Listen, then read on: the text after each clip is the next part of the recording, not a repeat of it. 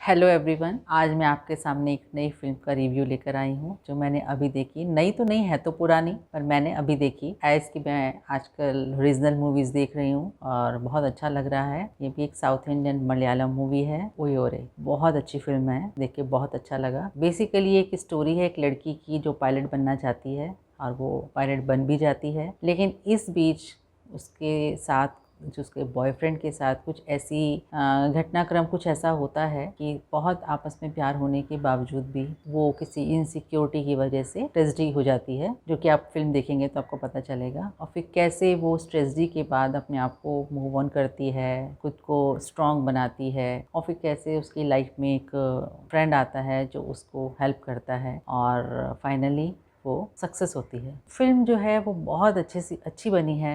Family film भी लगती है। जब स्टार्टिंग होती है तो बहुत सिंपल, एक लड़की पायलट बनना चाहती है, अपने फादर के साथ रहती है, वही सब चलता है। लेकिन इस बीच पूरी फिल्म के दौरान हम लोग देखते हैं कि बहुत सारे रिलेशनशिप्स को दिखाया है। और मलयालम मूवी में मुझे एक बात बहुत अच्छी लगती है कि इसमें इमोशंस को बहुत अच्छे से पोर्ट्रे किया जाता है। आपके रिलेशनशिप्स में क्या अप्स एंड डाउन्स होते हैं, क्या क्या चीज़ें हो सकती हैं, उसको कैसे आपको लुक आफ्टर करना है, कैसे उसको आगे बढ़ाना है, बहुत अच्छे से दिखाया जाता है, जो मुझे इसमें बहुत अच्छा लगा। तो इस फिल्म में भी ऐसे ही है कि समटाइम्स कुछ रिलेशनशिप ऐसे होते हैं हमारी लाइफ में जो हम जिनको वैल्यू करते हैं और बहुत टाइम पर हमें रेड फ्लैग्स नज़र भी आते हैं या हमें मुश्किल भी लगता है उनको फॉलो करने में, उनको आगे बढ़ाने में, लेकिन फिर भी हम उसको इग्नोर कर देते हैं। ऐसा ही कुछ इसमें पल्लवी के साथ भी और गोविंद के साथ हुआ कि जो गोविंद उसका एक फ्रेंड होता है, और कैसे सबसे अच्छा मुझे ये लगा कि पल्लवी उसका साथ नहीं छोड़ती, ये समझते हुए भी कहीं ना कहीं कुछ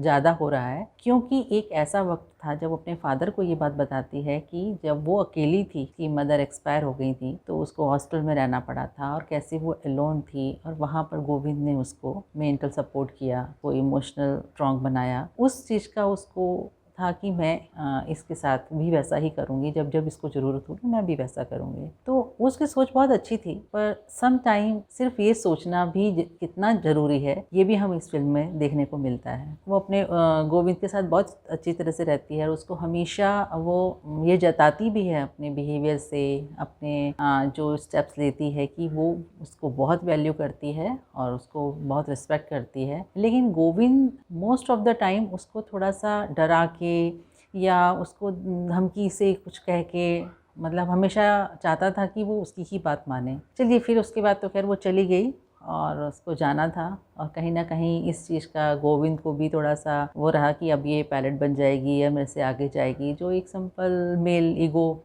एक प्रॉब्लम भी होती रही है ही हमारी सोसाइटी में, तो वैसा हो जाता है। लेकिन वो वहाँ जाती है, वो पायलट बन जाती है, लेकिन वो अपनी लाइफ में अपने इंजॉयमेंट को वो क्या कर रही है, कहीं ना कहीं उसको उससे छुपाना पड़ता है। और छुपाता कोई इंसान इसलिए नहीं कि वो गलत ही है, सम टाइम सामने वाला उस चीज़ को समझता ही नहीं है, और वही चीज़ थी वो समझता नहीं, इसलिए उसने बताया नहीं, और वो उसको बाहर घूमते हुए अपने फ्रेंड्स के साथ एंजॉय करते हुए देखता है, और वो इस बात से नाराज़ हो जाता है और वो उस पर एसिड अटैक करता है। तो आजकल हम लोग बहुत सारी ऐसी चीज़ें देख रहे हैं कि एसिड अटैक्स हो रहे हैं, क्यों हो रहे हैं। फिल्म में बखूबी इस चीज़ को बताया गया है कि क्या रीज़न होते हैं, क्यों ऐसा हो जाता है। बट हाँ, ये बात मुझे बहुत अच्छी लगी कि इसको बहुत इलेबोरेट करके ये नहीं बताया कि किसी को ये भी सिखाया जाए कि कैसे डालना होता है। नहीं, बहुत ही शॉर्ट में और जितना ज़रूरी था उतना ही इस सीन को दिखाया गया। और उस अटैक के बाद कैसे वो इतनी वो मतलब हिल जाती है कि उसने तो उसके लिए इतना अच्छा सोचा था। और फिर वो केस वगैरह होता है, सब कुछ होता है। गोविंद तो रियलाइज़ करता ही नहीं है खैर, लेकिन उसके बावजूद भी सब केस वगैरह जो भी चल रहा है वो मूव ऑन होती है, अपने आप को स्ट्रॉन्ग बनाती है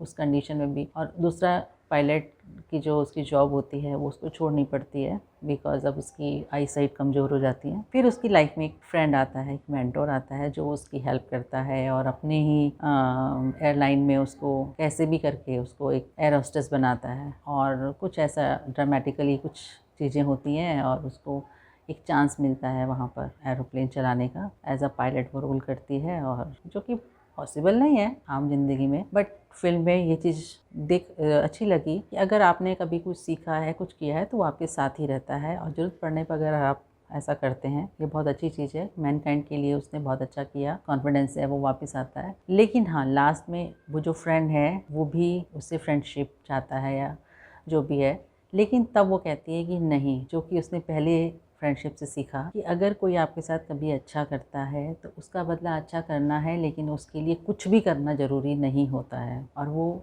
फाइनली उसके साथ एज अ फ्रेंड ही रहती है और किसी भी कमिटमेंट से मना कर देती है। तो ये चीज़ बहुत अच्छे से दिखाया, बहुत अच्छी लगी। एंड जो पार्वती ने जो पल्लवी का रोल किया, बहुत अच्छा रोल किया। पार्वती में इतनी स्पेशल बात है कि वो किसी भी एज ग्रुप की गर्ल का, लेडी का, किसी का भी रोल निभाती है, वो बहुत अच्छे से निभाती है एंड रियली कमांडेबल जॉब। और गोविंद का जो रोल किया, बहुत ही एकदम ऐसा लग रहा था कि जैसे वो सच में ही वैसा है, थोड़ा क्रेजी साइकिक टाइप। बहुत अच्छा रोल किया उसने। उसके बाद विशाल का जो कैरेक्टर था, जो कि पहले वो एक इमेच्योर और बहुत फन मेकिंग टाइप लग रहा था, लेकिन उसके बाद जो उसका सीरियस जो अवतार देखने को मिला, वो बहुत अच्छा लगा। और फ्रेंड्स के साथ जो उसकी रूममेट थी, फ्रेंड थी, का रोल जो उसने किया, वो बहुत अच्छा लगा। उनके बीच का जो रिलेशनशिप, एक दूसरे के लिए हमेशा रेडी रहना, वो बहुत अच्छा लगा। और फादर डॉटर का जो रिलेशनशिप था, वो भी बहुत अच्छा था। और जो अपनी लाइफ का एक सच बाद में शेयर करती है, तो लगता है कि बच्चों को और पेरेंट्स को आपस में इतना बॉन्डिंग होनी चाहिए कि वो एक दूसरे के साथ अपनी चीज़ों को शेयर कर सकें, तो शायद लाइफ में ऐसी चीज़ें ना हो। कुल मिला के फिल्म जो है वो मुझे बहुत अच्छी लगी और सबको देखनी चाहिए। हमें स्टिक नहीं होना चाहिए कि हमें सिर्फ हिंदी आती है तो हम हिंदी देखें। लैंग्वेज नो बैरियर, आप किसी भी लैंग्वेज की फिल्म को देखिए जो अच्छी हों। और आपको रिव्यू करने वालों बहुत ऐसे चैनल मिलेंगे जो सजेस्ट करते हैं, आपको ब्रीफ करते हैं, तो आप उन फिल्मों को देखिए और इन्जॉय कीजिए। अच्छी फिल्मों को सबको देखना बहुत ज़रूरी है, बहुत कुछ सीखने को मिलता है और आर्ट को प्रेज़ करने का मौका मिलता है, तो ज़रूर देखिए। And have a nice day, bye.